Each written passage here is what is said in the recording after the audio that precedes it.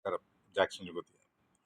നമ്മളിപ്പോൾ വെള്ളിക്കുളങ്ങര രണ്ട് കുട്ടികളെ, നവജാത ശിശുക്കളെ കൊന്നു കുഴിച്ചു മൂടിയിട്ട് അവരുടെ അസ്ഥികൾ എടുത്തു വെച്ച്, അതിപ്പോൾ ആ അസ്ഥി എടുത്തു വെച്ചിട്ടൊരു അതിൻ്റെ പേരിലൊരു ടെൻഷൻ വന്നിട്ട് പോലീസ് സ്റ്റേഷനിൽ പോയി ഒരാൾ കീഴടങ്ങുന്നു.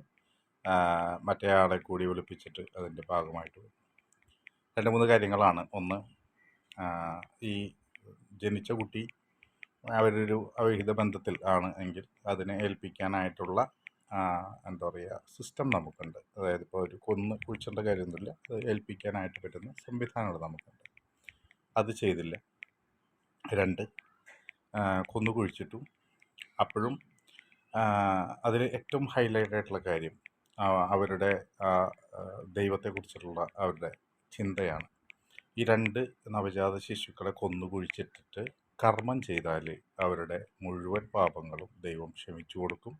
അങ്ങനെ ഇവർക്ക് സ്വർഗത്തിലേക്ക് പോകാനായിട്ടൊരു ബുദ്ധിമുട്ടുണ്ടാവില്ല എന്ന കരുണാമയനായ ദൈവത്തെക്കുറിച്ചിട്ട് അവർ മനസ്സിൽ സങ്കല്പിച്ചു വെച്ചിട്ടുള്ള, അവർ നമ്മൾ മനസ്സിലാക്കി കൊടുത്തിട്ടുള്ള ഒരു സമൂഹം എന്ന നിലയിൽ അതൊരു വലിയ ഇമ്പോർട്ടൻ്റ് ആണ്. നമ്മളൊരു സമൂഹം എന്ന നിലയിൽ നമ്മൾ അവർക്ക് കൊടുത്തിട്ടുള്ള ചിന്തയാണ് സത്യത്തിൽ ഏറ്റവും പേടിക്കേണ്ടത്. ബാക്കിയെല്ലാം നമുക്ക് അഡ്ജസ്റ്റ് ചെയ്യാം. അതിന് പകരം നമ്മളവരെ പഠിപ്പിക്കേണ്ടിയിരുന്നത് ഇങ്ങനെയായിരുന്നെങ്കിൽ അത് കൊണ്ടേൽപ്പിക്കാൻ ഇടങ്ങളുണ്ട് എന്നായിരുന്നു.